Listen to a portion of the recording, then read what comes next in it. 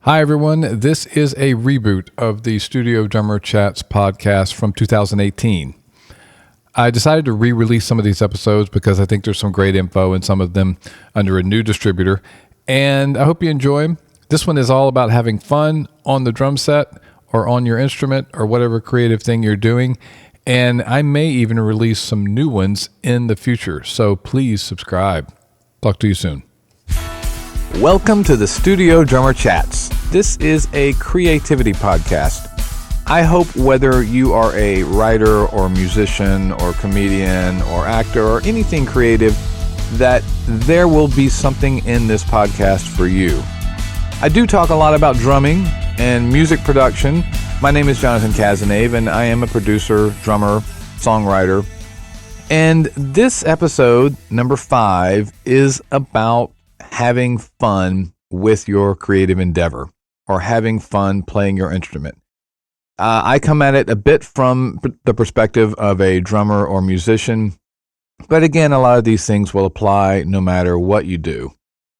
The last episode, number 4, was about the 4 practice tips, as I called it.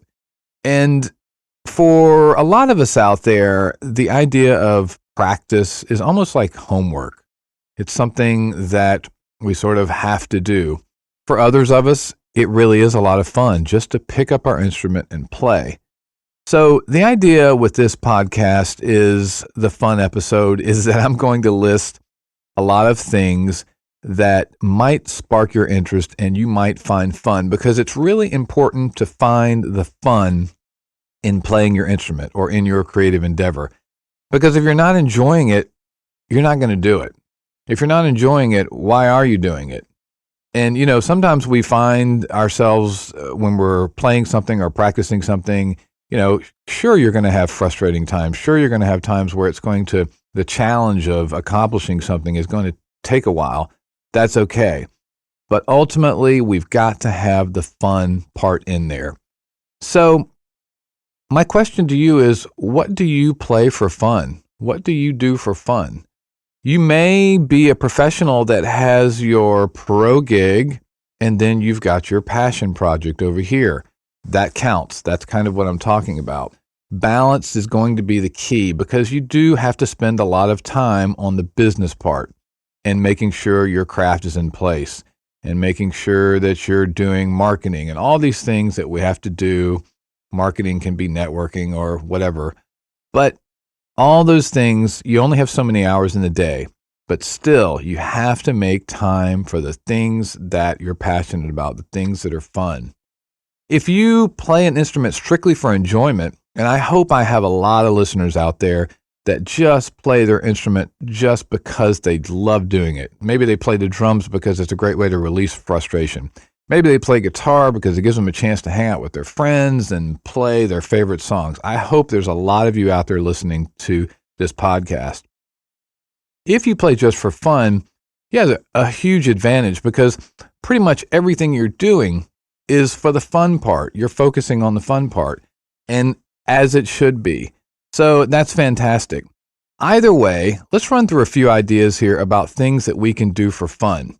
Number 1, a lot of us, when we're trying to find something we enjoy playing, we simply play cover songs. And, the idea with this is you can, learn songs note for note. The advantage to this is that by doing it, you're learning vocabulary. You're learning how that particular person approached his or her instrument. And you're improving your chops. And if you're playing along with the song, then you're improving your time, hopefully. So all these things are really, really good. So if you're playing cover songs, or if you're learning songs strictly for fun, and that you enjoy that's something that you just really can't wait to do, then that's a fantastic thing to do for fun, whether you're a professional or an amateur. Another idea is to improvise with something like what I like to do sometimes. One of the things I do for fun is I will take a Pandora station or an Apple radio station, and I'll pick a genre that's fairly straightforward, like maybe a chill hop station or a synthwave station. And I like those kinds of music, so I can play along with those, and I can play on top of those and sort of add to the songs as I'm playing with them. So if I'm playing chill hop, I can sort of add in trap type beats because there's a lot of space in there for me to play around with. If I'm playing synthwave, again, it's kind of four on the floor. There's a lot of space, so I can build the pieces. I can do drum fills. I can add parts. I can sort of approach it as a composer or a songwriter playing the drums, and that's really fun for me. I can easily kill an hour doing that. But while I'm doing it, what I do is I'm thinking about time. I'm thinking about, if I'm playing the hip hop stuff, I'm thinking about my right foot speed and accuracy. All that stuff is to a grid, or 95% of it, unless it's like a Dilla vibe or something. So I'm working on metronomic accuracy because I'm playing with basically a glorified metronome. That is fun for me. And also, the way I approach it is I'm conscious, and I talked about this in episode 4, I'm conscious of what I'm playing and doing, and I'm practicing in my head as I'm having fun. For me, that's the ultimate, having fun while you practice. But back to just the straight fun. Don't worry about the practice word right now. Another idea is collaboration. So this can be ideally in a room with other musicians, collaborating with other musicians. If that sounds fun to you, if you've never done that, check it out. It's something that is difficult to describe, or it's difficult to get the benefit out of it without having actually done it. So if you've never jammed with other musicians, try it out. And just see if you like it. See if that seems fun for you. A couple of resources you might check out for that. One is bandmix.com, BANDMIX. It's been around a long time. You can sort by your zip code and look for people that are into the same genres that you're into. Craigslist is actually a pretty good source for this stuff too. You know, if you put an ad out there, just be friendly and professional. You know, details. This is what I'm into. You know, I'm on this side of town. I'm looking just to get together with people for fun, or maybe I'm looking to get together 20 songs so we can go play, or whatever your goals are. Kind of set that out there and just be specific instead of, you know, maybe I'm looking for a guitar player. I'm into Rush. You know, just, you know, try to be as specific as you can, friendly, professional. Another good source is Facebook groups. There's a bunch of those out there, and you can also actually create a Facebook ad very inexpensively that you can target to people that might be interested in the same things that you're interested in. Look into that. It's not expensive. It's not too difficult to set up. I ran across a new one doing research recently called Songtradr, SONGTRADR. It's a curated site of some sort. And I've read some pretty good things about it. Have not tried it yet, but you might check it out. So Songtradr, Facebook groups, any of these theoretically could also be used for remote collaboration. So the idea here is you play a part, or somebody plays a part or a thing, and then they send it to you, and you record your part, and you send it back, and you know, and if you already have a recording set up, or you like the idea of recording, or that seems fun, then you can actually do this really inexpensively. You can do this on your phone now. If you run OS X, if you're a Mac person, GarageBand is amazing for the free or $10 that it costs. If you run PCs, then Reaper is really good. So check those out, inexpensive. And, you know, if the whole recording thing seems like it's going to get in the way of having fun for you, skip that part. But keep an open mind about it, because there's a lot of great resources out there. So as long as we're talking about computers and GarageBand and things like that, the next idea is to write pieces, write loops, write little short pieces of music or long pieces of music to play along with. So if the idea of songwriting and composing, pieces of music for you to play your instrument to seems fun, you being in the studio, you working on those things, if that seems interesting to you, again, that's a craft that you can be honing while you're having fun. So you could write a little piece of music that you could play drums to or guitar to, and you're working on multiple things at once. I love things that achieve several goals at once.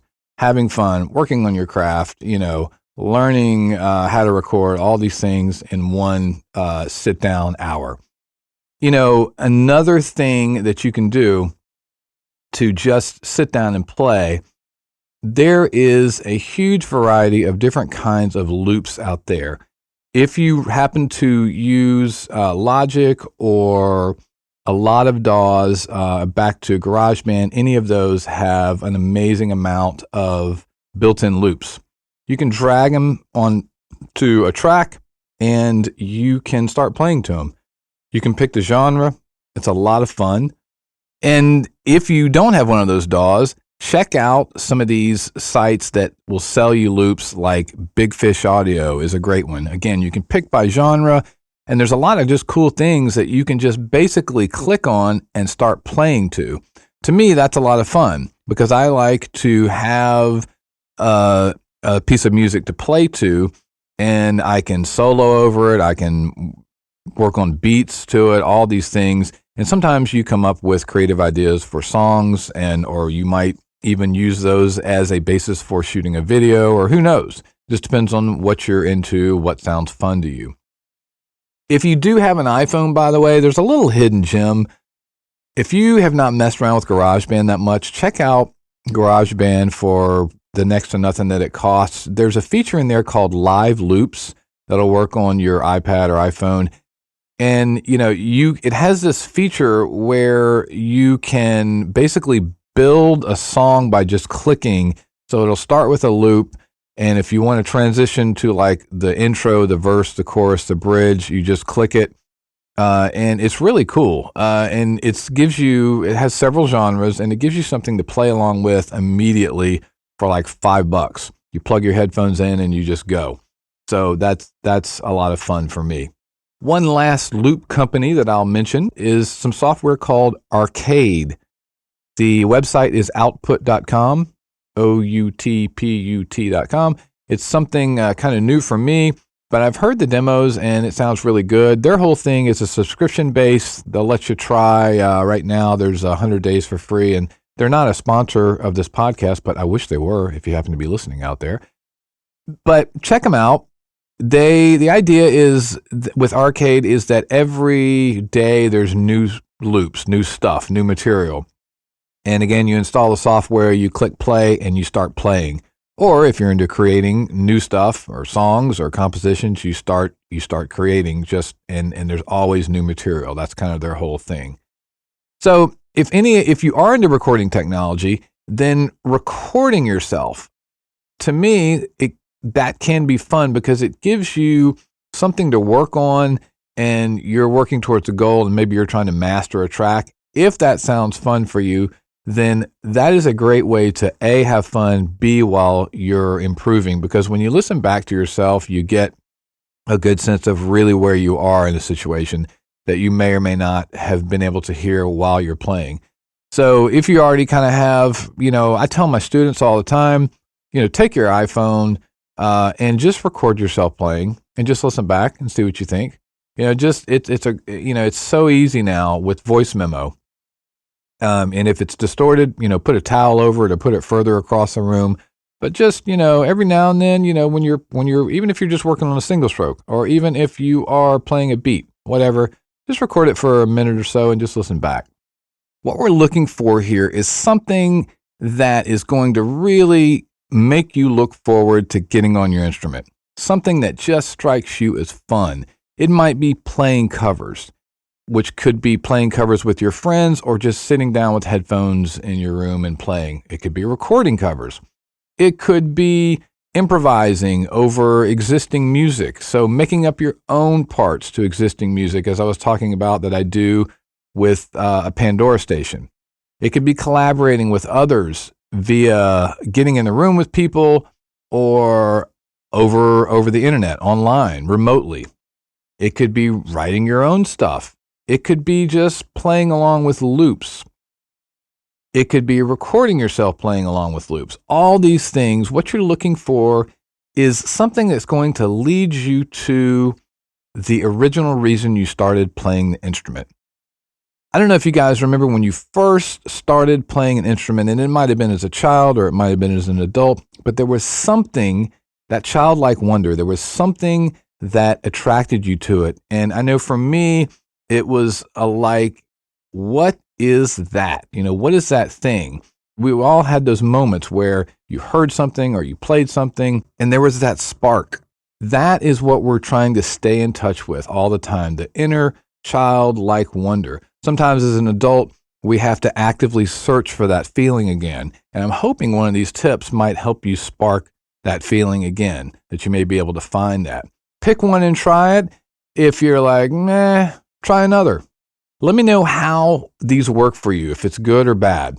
You can get in touch with me at jc@jcasmusic.com. You can reach me through my YouTube channel, which is The Studio Drummer. I would love to connect with you on Instagram, which is also The Studio Drummer. I hope that you will subscribe to this podcast. And I have a request for you. Please pass this podcast on to one creative person that you know. That'll help me out a lot. I would really appreciate it. I look forward to seeing you soon. And on the next podcast, this is The Studio Drummer. Talk to you soon. Go have fun.